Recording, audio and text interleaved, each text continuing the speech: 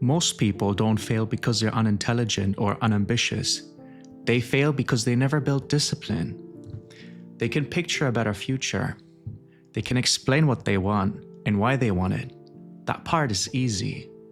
The difficult part is doing the work day after day, especially when nothing feels exciting and no one is watching. That's what success really looks like. It's not inspiration, it's not luck. It's the accumulation of small controlled decisions made consistently over time. When you look closely at people who operate at a very high level, one thing stands out. The scale of their success matches the amount of discomfort they are willing to sit with. Not because they enjoy it, but because they don't run from it. Their ability to tolerate pressure is higher than average.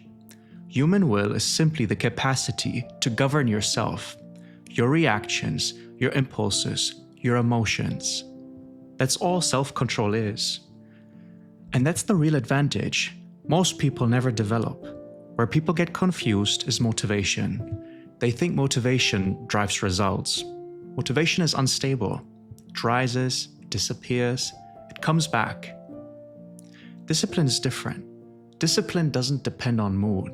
It keeps moving, whether you feel like it or not. People who perform well don't wait to feel ready. They don't wait for clarity or confidence. They act because structure is already there. That's why discipline matters more than anything else. At its core, discipline is choosing what you know is right, even when something easier is available. And the base of discipline is delayed gratification, the ability to value what comes later more than what feels good now. Modern life trains the opposite reflex. Everything is immediate. Everything is stimulating. Feedback is constant. Over time, this weakens self-control. If you want discipline, you have to slow the loop down. Think, pause, act deliberately. Wait for the result. The moments that build discipline aren't dramatic. They're quiet. Choosing not to react, not reaching for comfort immediately, staying with effort just a bit longer. These decisions seem small, but they add up. Eventually they form identity. That's also why people who perform well don't fear discomfort.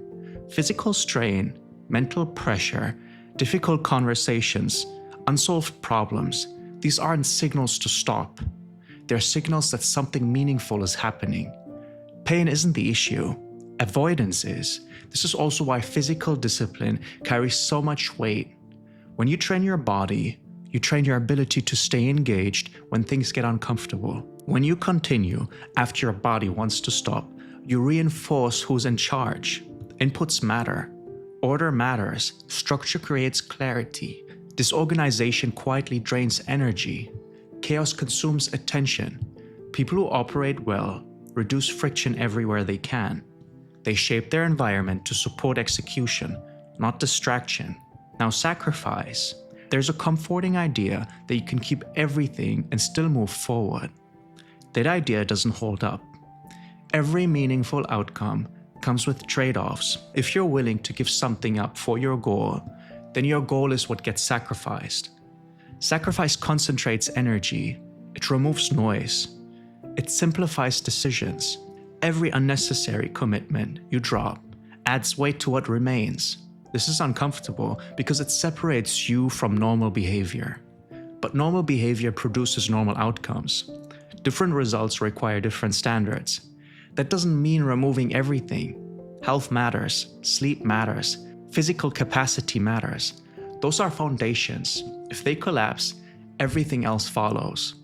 Beyond that, most things are negotiable. When energy stops being scattered, focus sharpens, and focus is where leverage appears. Two people can put in the same effort, similar ability, and similar time, and end up in completely different places. The difference is not effort, it's how concentrated that effort is. Energy alone moves things slowly. Focus changes the scale. When attention is spread thin, output stays limited. When attention is narrow and deliberate, output multiplies. Focus amplifies whatever energy you bring. And focus isn't forced, it's revealed when distractions are removed. People who work well don't try to concentrate harder. They simplify what they're dealing with. This leads to thinking in terms of leverage. Not all effort has the same effect. Some actions barely move anything. Others unlock entire systems. Most people spread themselves thin and wonder why progress feels slow. People who perform well identify the point of leverage and commit to it fully. That requires prioritization, not doing more, choosing better.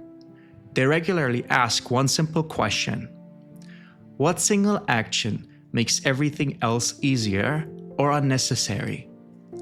Once that's clear, everything else becomes secondary. When priority is clear, execution stops being complicated. But focus without structure can still drift. Energy needs direction. That's where systems matter. Discipline without structure eventually turns into effort without progress. You can work hard and stay focused and still stall if your energy isn't moving through something that compounds. Progress needs design. A system is straightforward. Inputs, process, outputs, feedback.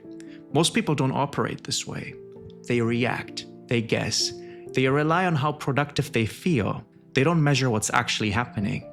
People who operate well control inputs because inputs quietly determine everything downstream.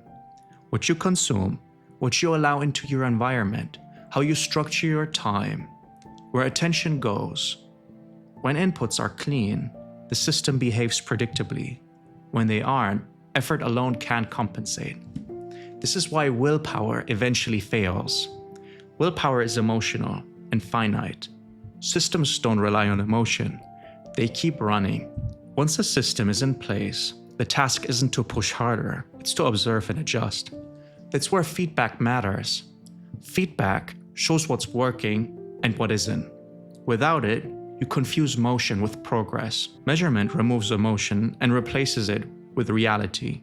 Small corrections early prevent large problems later. This is how consistency is maintained. Consistency isn't intensity, it's reliability. Anyone can push harder for a short stretch. Very few can operate steadily over long periods. For long periods, our outcomes are decided. Small correct actions, repeated daily, outperform bursts of effort over time. Time is the variable most people ignore. The main risk, once things are moving, is drift, losing focus, forgetting the objective. People who perform well stay on track intentionally. Clear goals, measured baselines, adjustments are made without drama. This isn't pressure, it's clarity. When deviation is visible, discipline becomes easier. The system corrects behavior before motivation even enters the picture.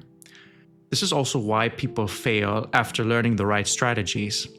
They apply skills without fixing the foundation. Skills don't operate on their own. Everything is built bottom up. At the base is awareness, understanding how you think, how you react, and where you undermine yourself. Without awareness, patterns repeat. Above that is cognition, the ability to think clearly, prioritize, and recognize leverage.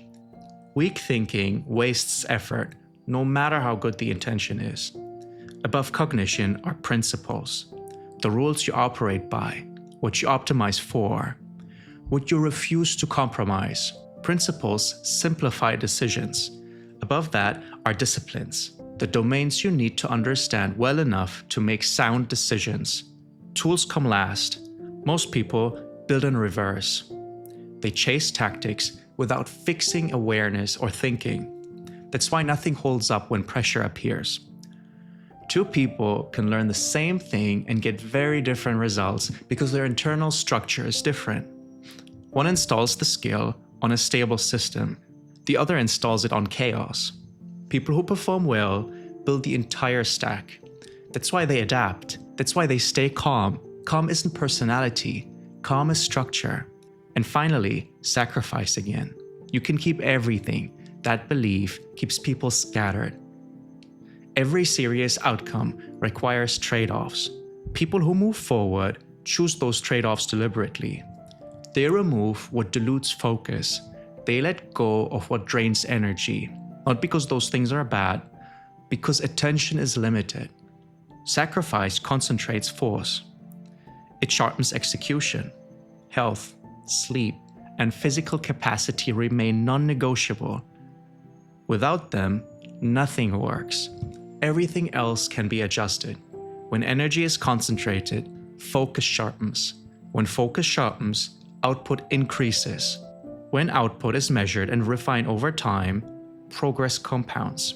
At that point, success stops feeling dramatic, becomes mechanical.